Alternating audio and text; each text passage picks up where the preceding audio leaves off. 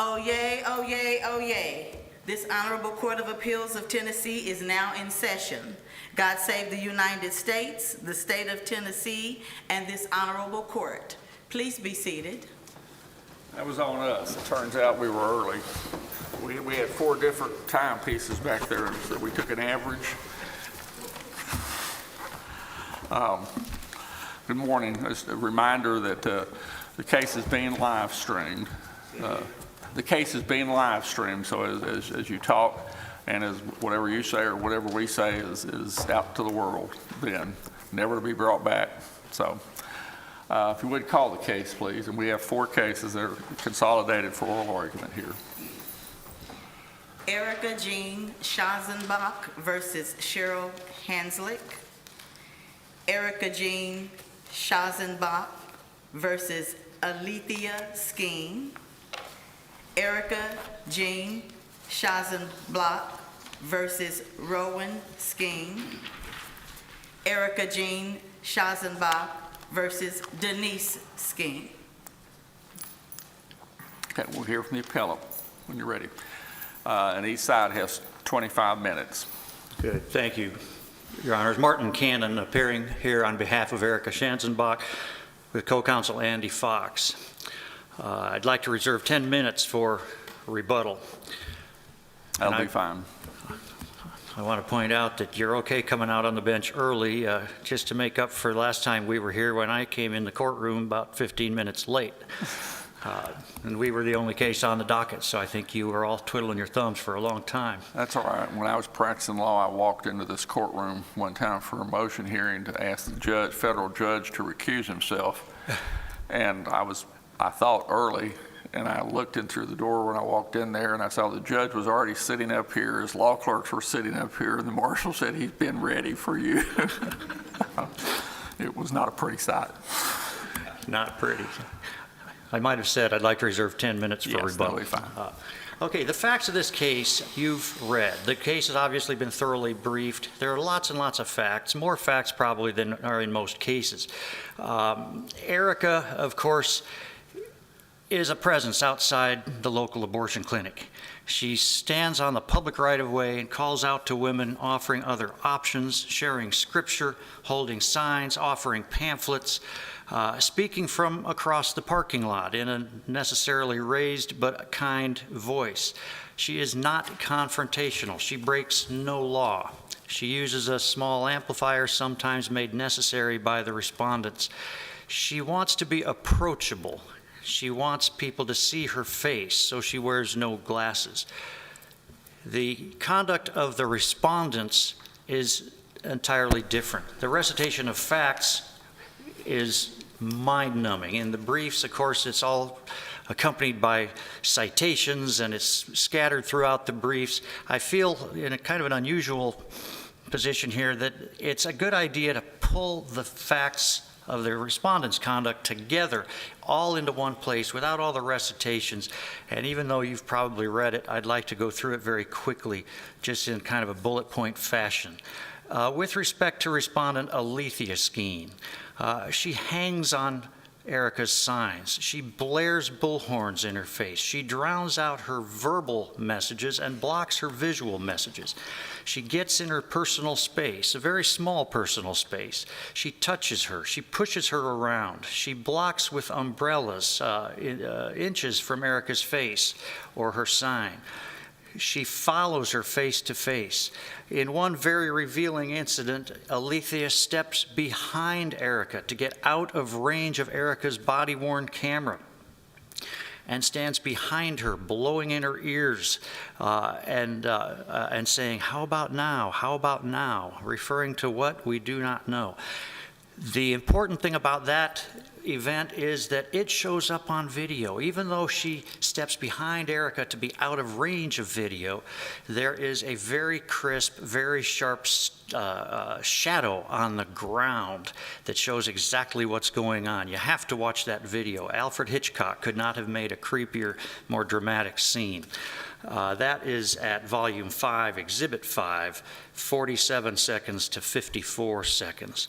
Alethea, continuing, uses a police siren kind of a bullhorn sound in Erika's face. She bumps her chest and pushes her body against Erika. She steps on her feet.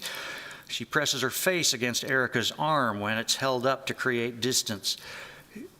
She leans her arm. Counsel, what did the trial court find as to the factual finding by the trial court as to this physical contact you keep talking about? The trial court found that the conduct of the respondents was despicable. That's the most I can remember him saying about it. But I'm asking specifically about what you're talking about alleged physical contact. It's never disputed, and What did the trial court find? By all appearances, his ruling was a little unclear, but he finds that it occurred.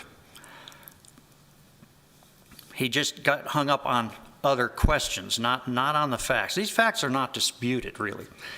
I don't think there's any dispute. The other side didn't offer any, and the videos are irrefutable. With respect regarding the effects of these acts upon your client. Say that again? What did the trial court find as far as the effect of these acts upon your client? The trial court found that the effect of the conduct was not sufficient to satisfy the distress element of the protection order statute. And I want to address that. Alethea leans her arm over Erika's sign that she's holding on the ground, even going so far as to put her bare armpit over Erika's hand. With respect to the intimidation element, Alethea says, oh, and by the way, when she leans her arm over the armpit and Erika says, "Get your arm off my armpit," she says no. With respect to intimidation, Alethea has said, all you have to do is go home. Call the cops. You know what they'll do? Nothing. Move your sign to private property if you don't want it touched. You need to go home. You can't do anything about it. If you go home, I won't follow you. You need to quit coming to the clinic. Stop coming to the clinic, and this all ends. You have this to look forward to every week, Erika. Take me to court, or this is your effing life. She doesn't say effing, of course. If you don't want your sign blocked, stay home, baby doll. You do not have a right to an audience. You know who I'm standing in front of tomorrow? Sweet old Erika. At one point, when Erika puts her arm up to get some distance between her and Alethea even licks her bare arm. And when Erika says, "Don't do that," she simply shrugs. She grabs and tickles Erika's waist. When Erika says, "Stop touching me," Alethea says, "That request didn't work," this is a quote, "the other 500,000 times you made it." She destroyed her pamphlet. She throws a coffee mug at her. She walks in circles around her. She high-fives Erika's hand when Erika puts it up for some space. She says, "Go the F home. If the city doesn't enforce the stay-at-home order, things are going to uptick again, and it won't be pretty." Alethea's verbal responses to Erika's dozens and dozens of requests to stop are incredibly vulgar and denigrating. I'm not going to recite them. They're in the briefs. With respect to Rowan, Respondent Rowan, she does the umbrella thing. She follows at Erika step for step. As Alethea was licking Rowan's arm, or Erika's arm, Rowan was blowing in Erika's face. Rowan joined in the grabbing and tickling of Erika's waist. She also crowds the space. She also steps on Erika's feet. She also grabs her sign. She dances sexually against Erika's body. And at one point, she reaches her hand into Erika's pocket, pulls out her pamphlets, and throws them on the ground. With respect, that's Rowan. With respect to Denise, she kicked Erika's sign into the street, shouted in her ears as Erika and others attempted to pray, crowds into Erika's personal space, repeatedly touches Erika and her sign. All right, counsel, I'm going to take you back to my question, the original question. I understand this is your argument, what the proof all shows.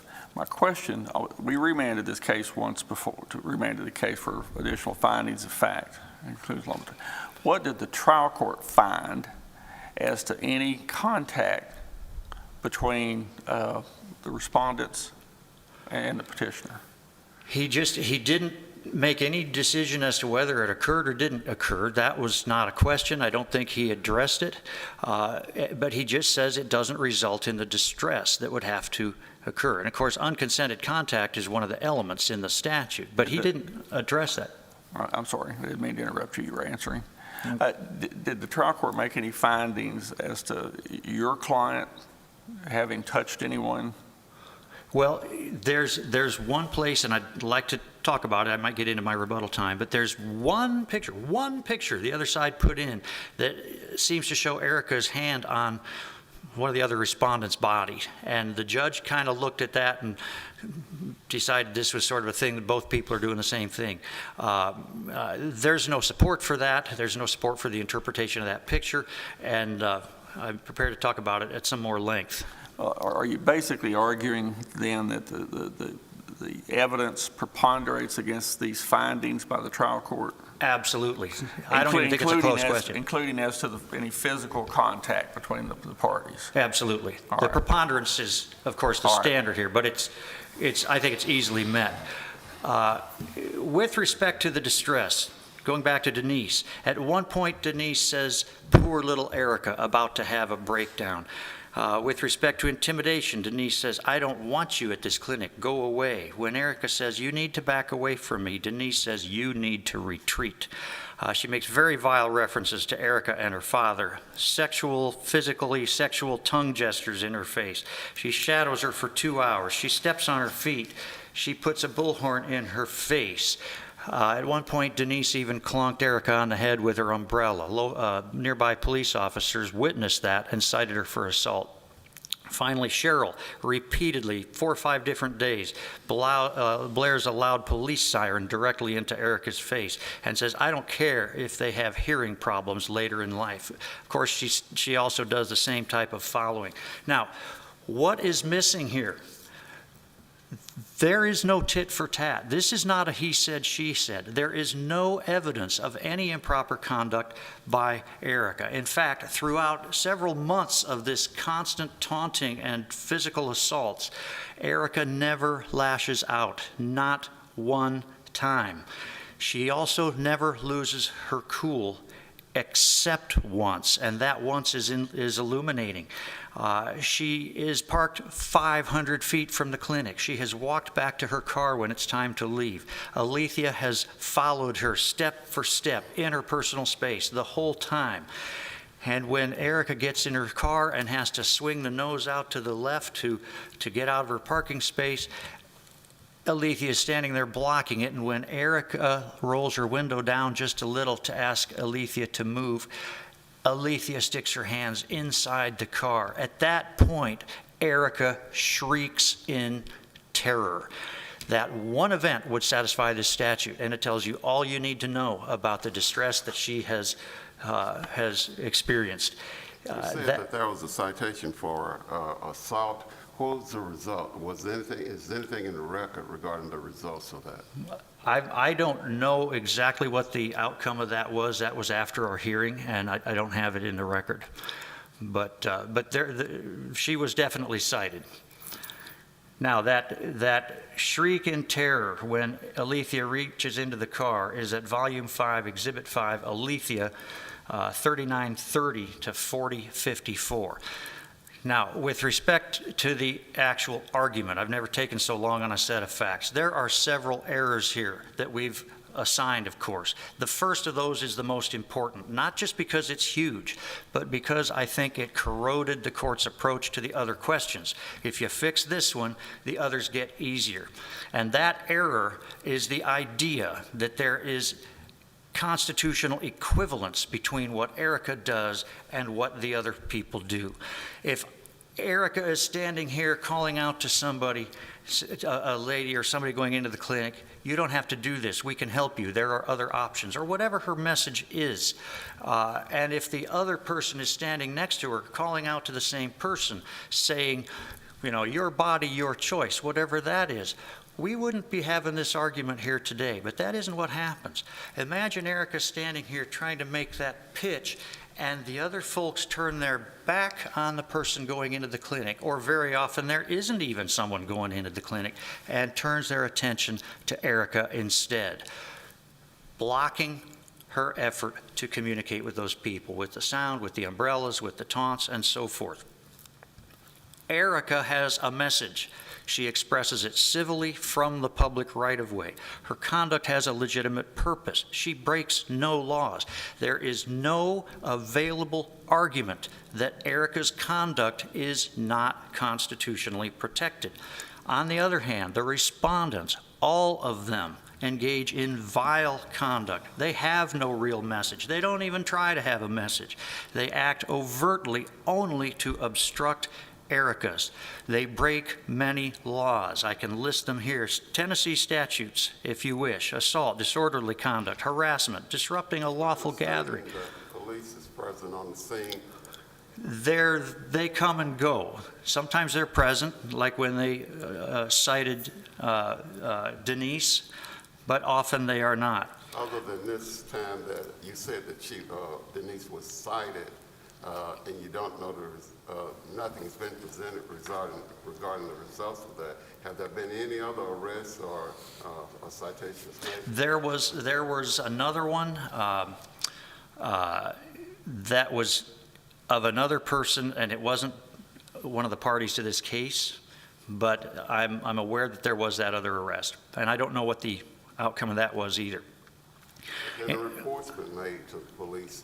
Oh, yeah. On the scene there, and what was the result, that they take action? It's just very hard to get prosecution. I think the police, and it's in the record, I made a couple of trips down here before these were filed from Nebraska, or maybe Iowa, down here to talk with all the local law enforcement, the Attorney General, the police chief, the city attorney, a couple other people. We had significant meetings, and they're, of course, lovely, gracious people, sympathetic, but they felt like we should do these protection orders instead. That's actually why we did them. As far as the laws that are broken, a big one, civil rights intimidation, that is a felony. And of course, stalking. There is no available argument that the conduct of the respondents is constitutionally protected. But the trial court got that wrong rather emphatically and citing no support for it. At that point, the court forces itself into an idea that the statute, the stalking statute, the protection order statute, cannot apply here. And predictably, of course, then, Counsel, he disregards the plain language of the statute. Yep. Let me interrupt you a second. Your time's up, but we're going to go ahead and extend this some, and we'll give the other side too. So he'll still have give him another 5 minutes, and give the other side. He'll still have his 10 minutes for rebuttal. Give another 5 minutes, and give the others, the appellees, 30 minutes when they get up. Okay. Did I make that confusing enough? Okay, because I want you to address the mootness question. So he gets his 5 minutes right now. He gets an additional 5 minutes right now, and then the appellant will still have 10 minutes for rebuttal. There are three big points on mootness. First of all, one of the facts in the case is that Alethea has said to Erika many times, "Take me to court or this is your life." Erika, the respondents, and the clinic are all still in the same town today. Well, let me ask you about that, counsel. I think both sides tell us that this clinic is closed in Tennessee. Is that correct? Well, I think both sides represent it is, as far as we know. Now, and all of that's outside the record. I'm sorry, but that's all we know is what y'all have told us. Right. So as far as we know today, sitting here from the record in your briefs, the clinic is closed in Tennessee. That clinic is closed, but it reopened across the street. In a different state. In Virginia. Yes. Right. And of course, when all that was going on with the Dobbs ruling and all that, we made a motion to have another hearing to address the passage of time and the effect of Dobbs so that we could bring pertinent evidence on the mootness question before the court. That was denied. So every bit of noise you have in the briefs about that question is factual assertions that are not in the record and have not been subject to the proper trial process, and they don't belong in the discussion, really. Well, correct me if you think this statement is in error. What you're asking for, or what your client is you're asking on behalf of your client, is a protective order that she can use in another state. Right. If she gets a protection order in one state, it is enforceable in any state in the country. That's a federal law. So especially where here, the parties are in the same town, the clinic moved across the street, the abortions are still going on, the relationship is still there, and Erika still needs her protection. Well, I mean, do we know any of that, other than that we Not know really. the abortion clinic is closed? We don't know a lot of that, The at clinic is least closed. insofar as it would have been subjected to cross-examination and so forth, because it's all chatter outside the record. Give us a time period as to when these parties last had contact with each other based upon these proceedings.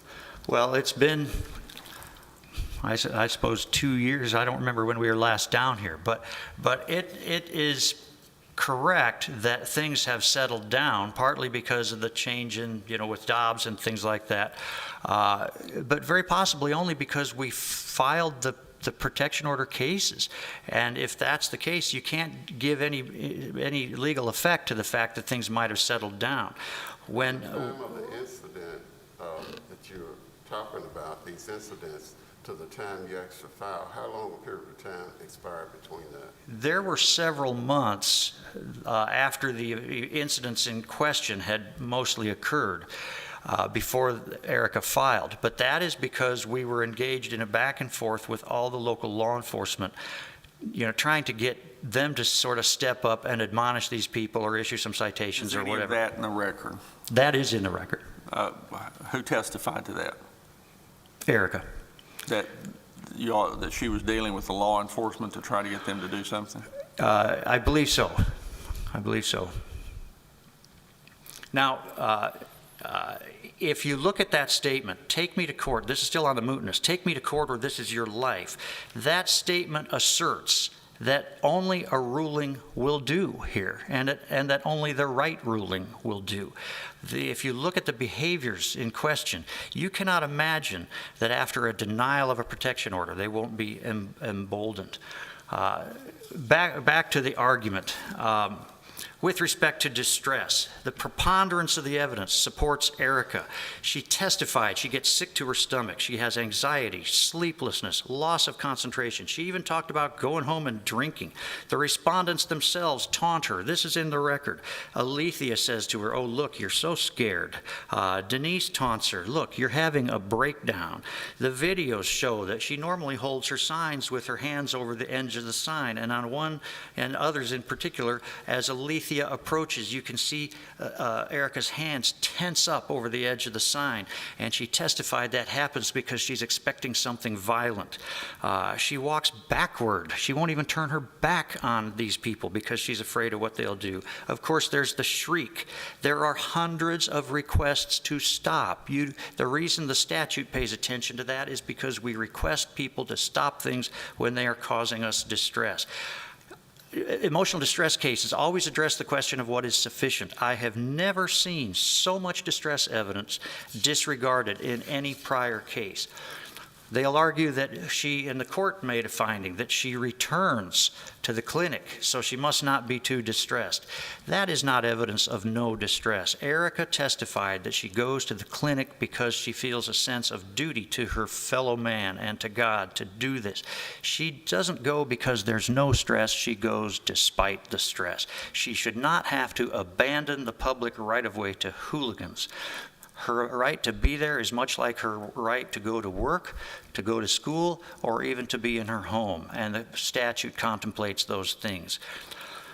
Maybe most important on that issue is... Order of protection at this point would not have anything to do with her going to that clinic in Tennessee, though, would it? Right, but the protection order statute would be for these folks to stay away from Erika, no matter where they see her, grocery store, other clinic across the street, whatever it is, those orders can be crafted carefully to serve their purposes. In fact, an order could also carve out certain things for the benefit of the respondents. But the fact that the clinic in Tennessee is closed, but still operating in essentially the same town, means that the need for the protection order is still important. And the statute provides that the distress is shown by prima facie evidence if the contacts, unconsented contacts, continue to occur despite repeated requests to stop. Now, the single photograph. Your time's expired, counsel. All right. Just in conclusion, the conduct here is vile and criminal. The Constitution offers them no protection. The statute is clear. Erika suffers, and the protection order should be granted. Thank you. You have your 10 minutes for rebuttal. We'll hear from the appellees. Good morning. May it please the court, my name is Alexis Tahinchi. I am here on behalf of the 4 respondent appellees in this case, and my co-counsel Laura Hecht-Villela is here as well. She will be dividing our time and will be addressing the First Amendment issues. All right. And how much time do you want? I would like to reserve 10 minutes for Ms. Hecht-Villela. All right. So 20 minutes here, and then your co-counsel will have 10. Thank you, Your Honor. Go ahead, please. This court must consider justiciability before addressing the merits of the case. And the reality is that the circumstances giving rise to this dispute, the performance of abortions in Tennessee, no longer exist.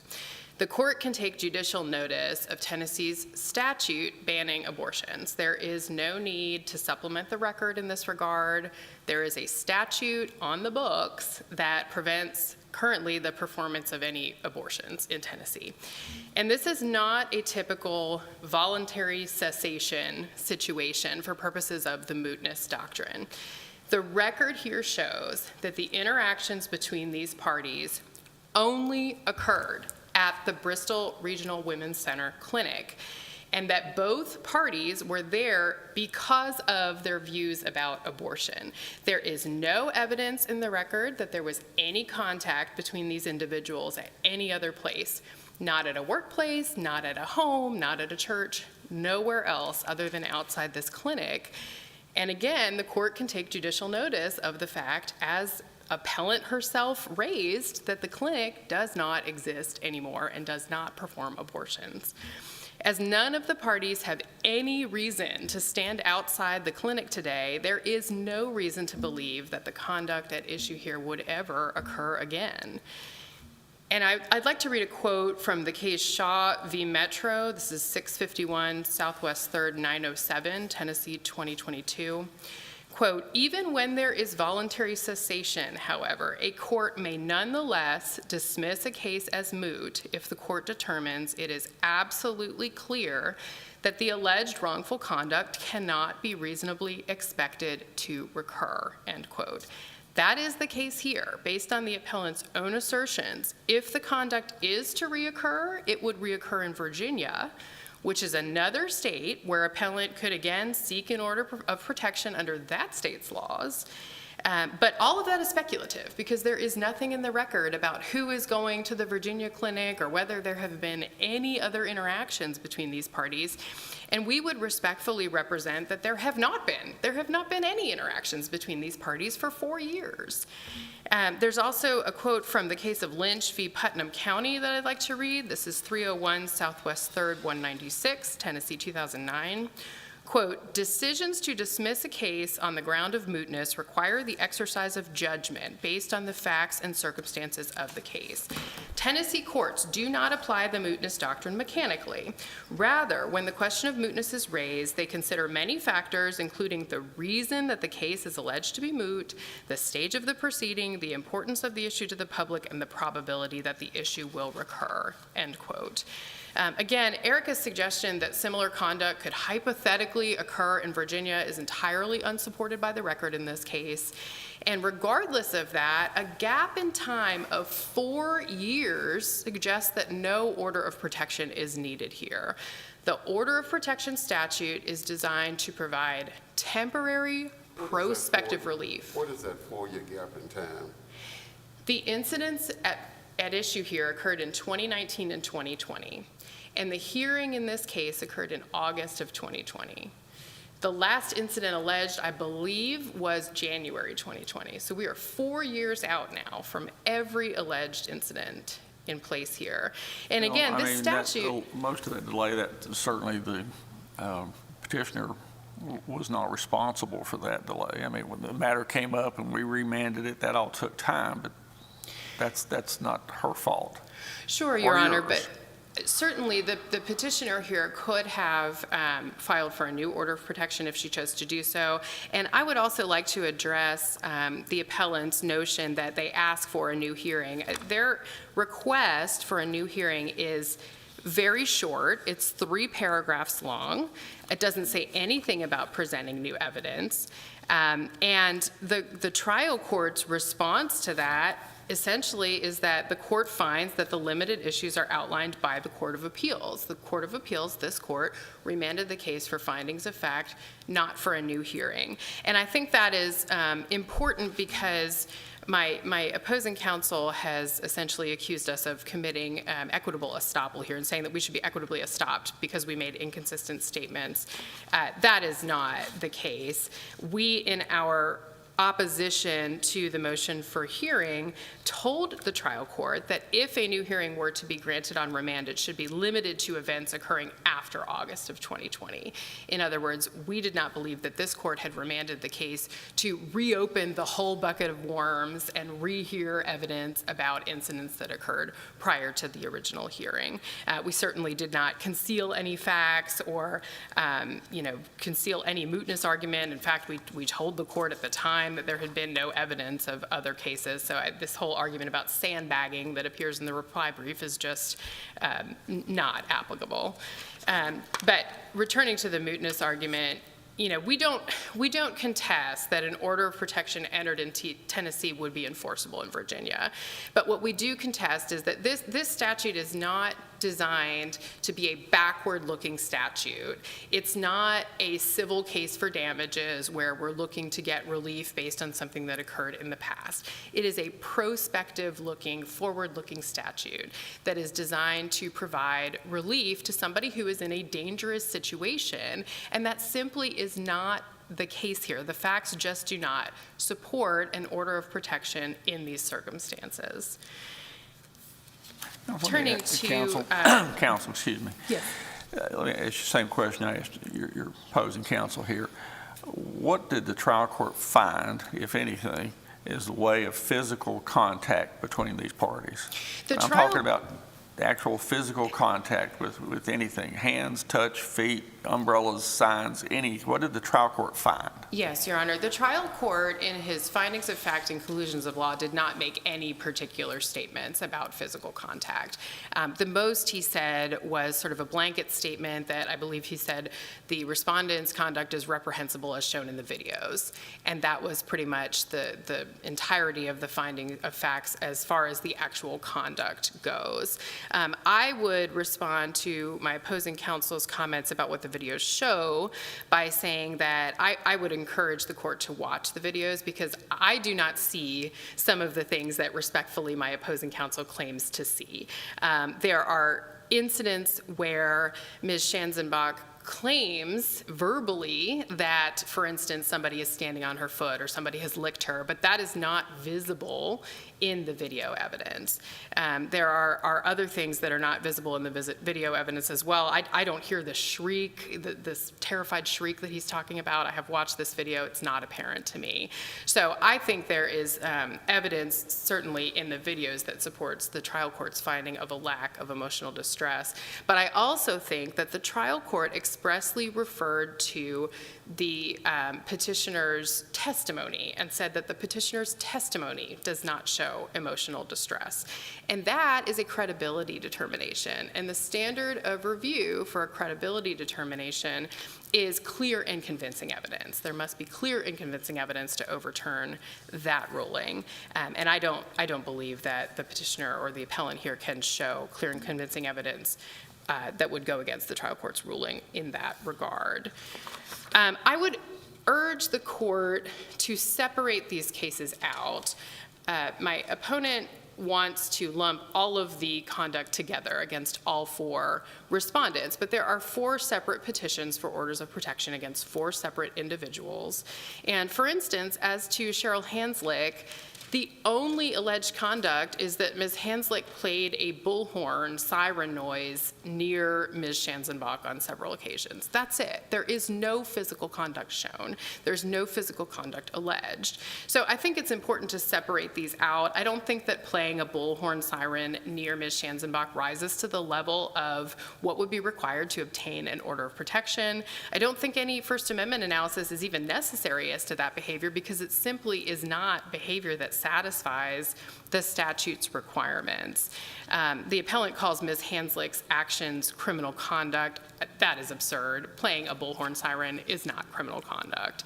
And that might go to show why, in the words of my opponent, it's difficult to get prosecution because frankly, a lot of these incidents just do not rise to the level of crimes.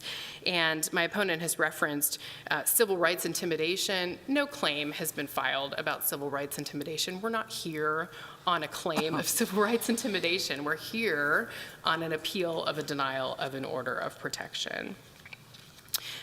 Regarding Ms. Hanzlik, I think I need to note actually regarding all of the respondents that the statute contains both a subjective and an objective requirement with respect to emotional distress. Mr. Cannon has brought up this prima facie element of the stalking statute, but the prima facie language in the stalking statute only goes to the subjective requirement for emotional distress. It does not address the objective requirement. And I think there's a very good argument here that viewing all of the video evidence, viewing the testimony, no reasonable person would objectively suffer substantial mental distress based on the conduct at issue here. Likewise, returning to the merits against each individual respondent, the evidence against Rowan Skeen is also very thin. Ms. Schanzenbach testified, Rowan and I don't meet very often. She's not often there when I'm there, so we have fewer altercations. Her petition against Rowan alleges only 2 incidents 4 months apart, and there is no video evidence showing Rowan touching Erika. Likewise, Denise Skeen is very pleasant in her interactions with Ms. Schanzenbach. She's smiling, she's calm, she's not loud, and Erika is calm in responding to her. So I think the video evidence there also shows that there just is no evidence here that would support a finding of significant emotional distress, or certainly that would support overturning the trial judge's decision. The PLT case, the Michigan case that the appellant cites, first of all, this case is not controlling. It's a different state statute, a different state's court, but the case is also distinguishable. The court in the PLT case found that the respondent's behavior there was threatening and was scaring the petitioner. This was a situation where a protester hid in the bushes outside of an abortion clinic and jumped out at a person who was employed by the clinic, who was there at her place of work. So these are just very different facts. In this case, the clinic was not Ms. Schanzenbach's workplace.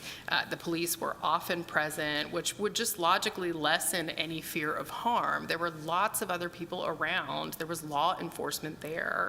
And I'll just note again that, Mr. Cannon has stated all these facts in the present tense, but none of these things are going on now. They haven't gone on for years now. The clinic did not move across the street. None of this is in the record, of course, but there is a new clinic located in Bristol, Virginia that does also provide abortion services. But all we know from what's in the record is from your briefs, as I understand it, that both sides told us that the clinic in Tennessee was closed. Absolutely. Okay. That is correct, Your Honor. There's agreement on that. Right, exactly.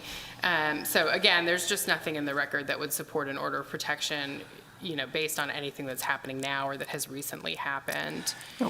What do you say to the trial court's description of at least some of your clients' conduct, and the trial court may have kind of lumped them together too, that it was despicable?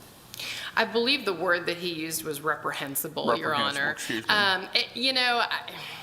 the trial court did not make any particularized findings in support of that. I do think that line appears in all 4 findings of fact in all 4 cases. It's not separated out by each respondent, and that probably has something to do with the fact that the hearing was consolidated.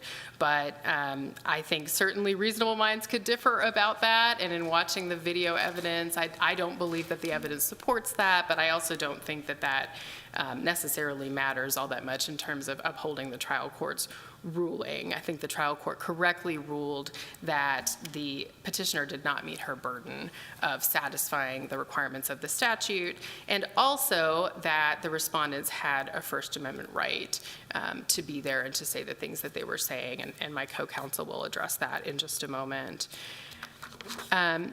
There's also this issue with respect specifically to Alethea Skeen of the Facebook posts, and Mr. Cannon referenced this directive to stay at home or things are going to uptick again.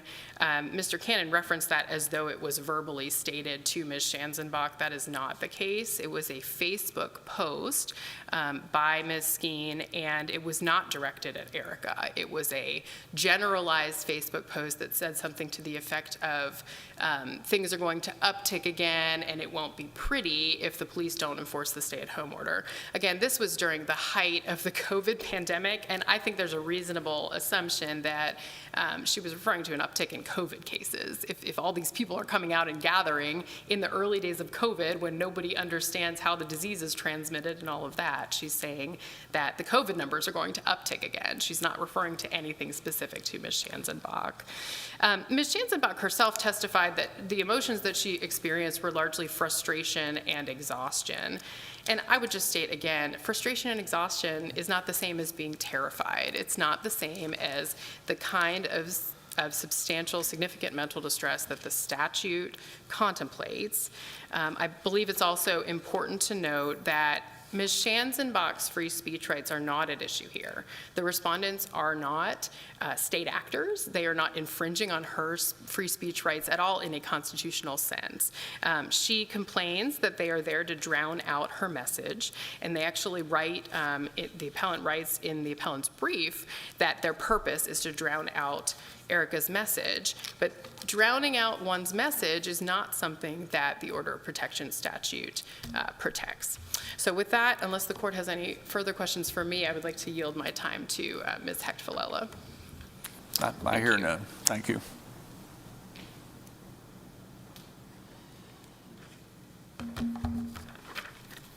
Good morning. May it please the court. My name is Laura Hecht-Villella. I'm an attorney at C.A. Goldberg, PLLC, and I represent the appellees along with my co-counsel. Pull the microphone down just a little bit. No, pull it down. Down some. Is that better? That's better. Okay, Thank great. you. So this is a case about core First Amendment speech. This is a case about political viewpoints that were expressed in a traditional public forum. After years of political disagreement between the parties on the public property outside Bristol Regional Women's Center, appellant seeks to eliminate the side of the debate that she doesn't agree with through this proceeding. This case is a quintessential example of why the Order of Protection statute has a carve-out for constitutionally protected activity. Appellant has petitioned the court to order appellees to stay away from her.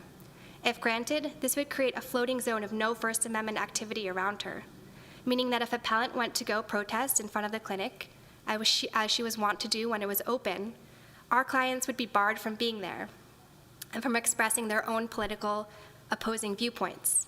What an effective way to get rid of clinic escorts and to silence their message. Appellant also asked the court to order appellees not to interfere with her efforts, quote, to assist women. This is a prior restraint, insofar as she's asking for a judicial injunction that regulates what kind of speech our clients can engage in. Neither of these can be consistent with the First Amendment.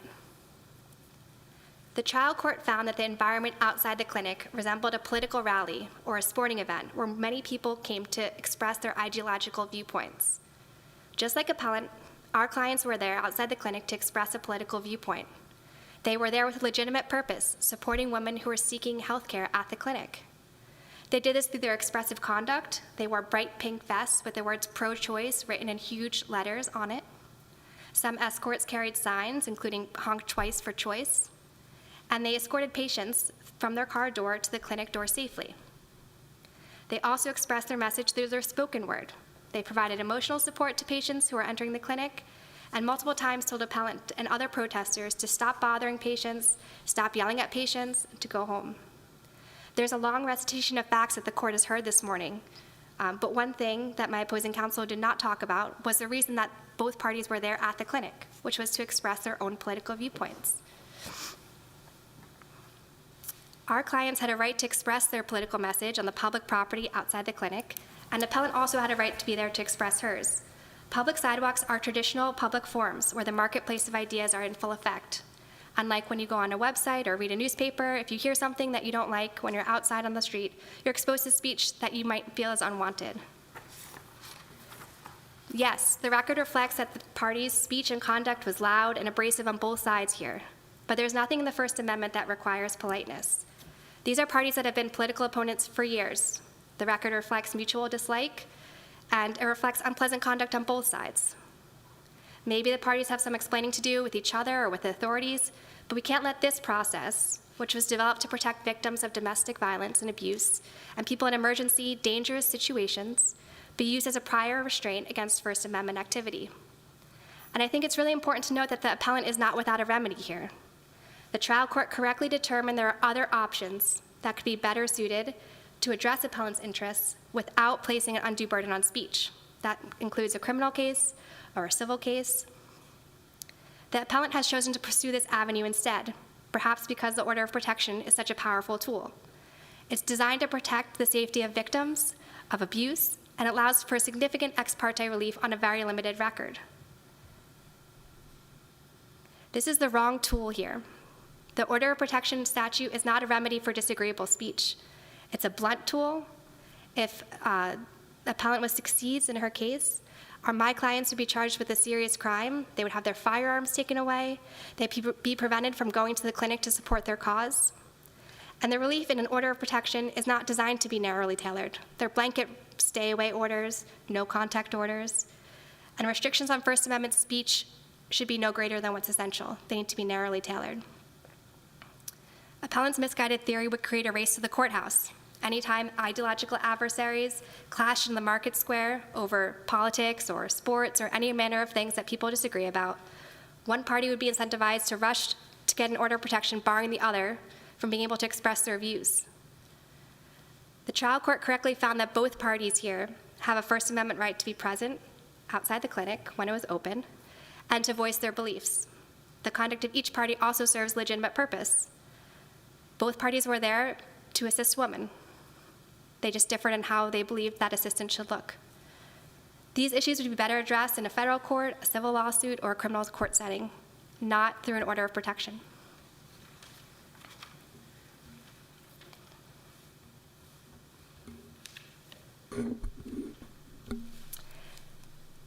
And I would note here that appellant doesn't even ask the court to kind of differentiate between First Amendment speech and the speech that and the conduct that they believe gives rise to an order of protection. They refuse to acknowledge that our clients have any political message at all. And the order of protection. Counsel, I mean, they describe your clients' activities or their actions as being non-expressive and therefore not covered, not the First Amendment, not applicable. You know, what's your response to that?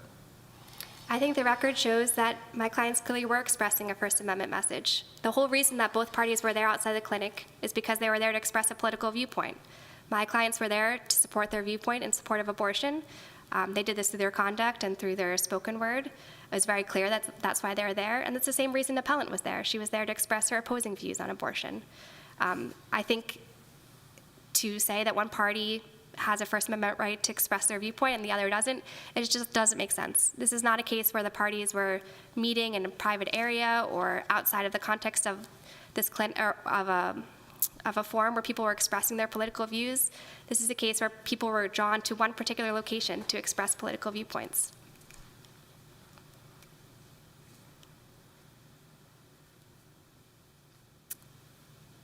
So I would just conclude by saying, the order of protection statute here doesn't provide for tailor-made bespoke injunctions. It's a summary proceeding. It's designed to, respond to emergency situations, and appellant seeks essentially a shortcut and to get an overbroad remedy and establish a prior restraint rather than going through a proper forum, like a civil or a criminal case, where she might be able to obtain relief without unduly burdening our client's free speech. Okay, thank you. Thank you. Wait a second. If I may, I apologize for coming back up. I did want to address the one question that the court had raised about the criminal charge against Denise Skeen. All right, but this is the last ping pong. Yes, I do apologize. That was referenced in our brief on behalf of Denise. The grand jury refused to indict Denise Skeen. That was Sullivan County case number 82CC1 2020 CR 73650, and the grand jury returned a no true bill. All right, thank you. Here's the appellant rebuttal.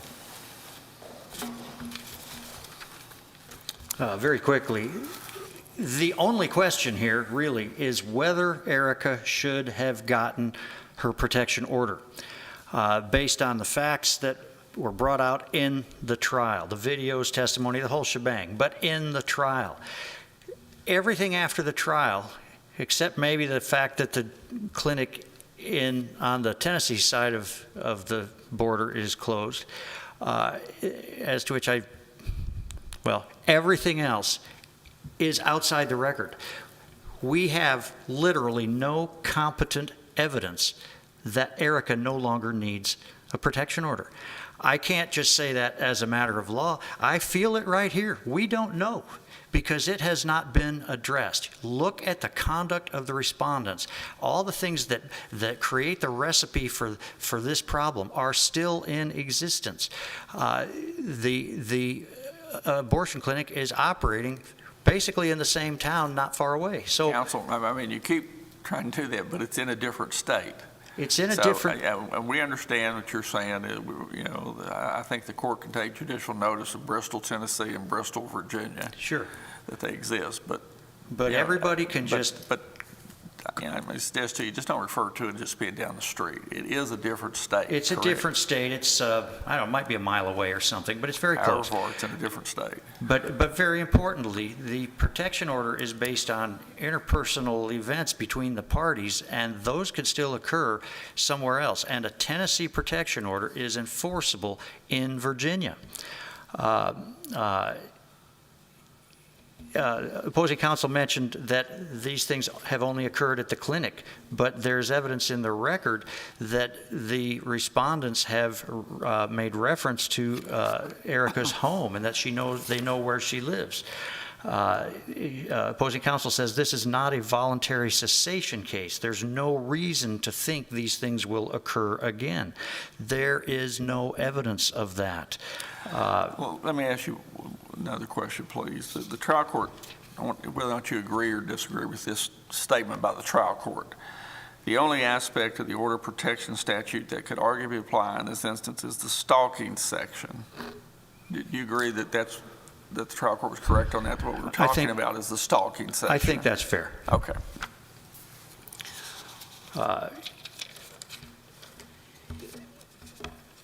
Opposing counsel has indicated that she does not see what is claimed. Watch the video. She says the lick event is not visible. Watch the video. The licking itself is not, but when Erika says 2 or 3 times, stop licking me, stop licking me, stop licking me, I believe Alethea Skeen simply shrugs, and that is on video. She says the shriek is not apparent. Watch the video. It is very apparent. She says you need to separate the cases out. Obviously, that's true. The difference in conduct between Alethea on the one hand and Cheryl on the other is significant. But an argument can certainly be made that even Cheryl's much less involved level of conduct could still support a protection order. Sirens blaring in Erika's face, very close in her face on 3 or 4 different occasions. She says these things that we see on the video don't rise to levels of crimes, and no civil rights intimidation has been filed.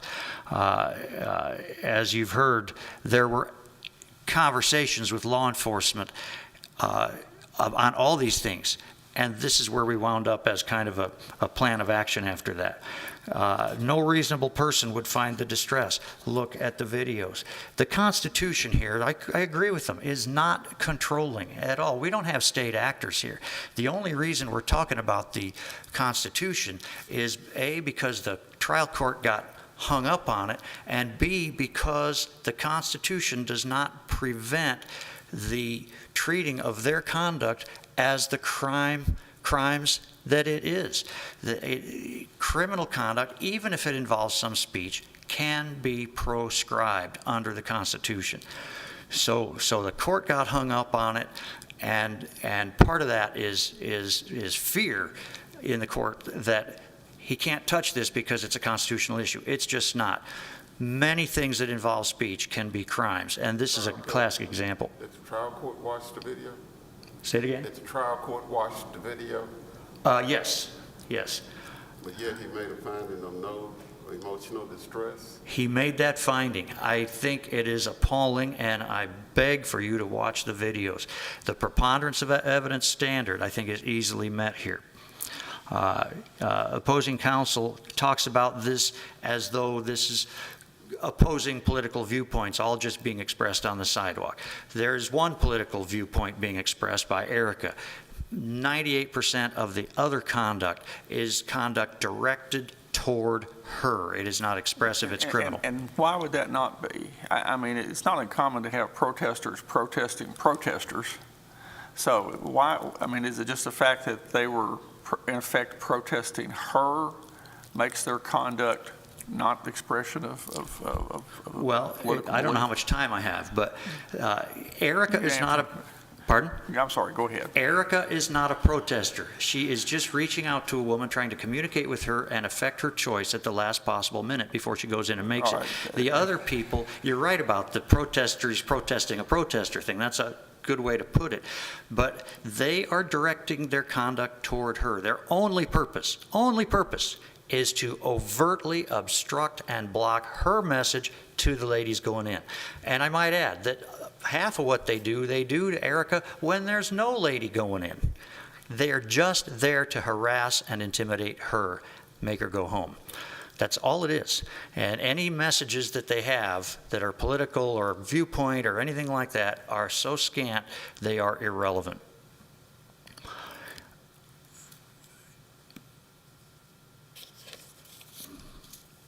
Again, I would ask you to watch Volume 5, Exhibit 5, Alethea, 3930 to 4054, and 47 seconds to 54 seconds.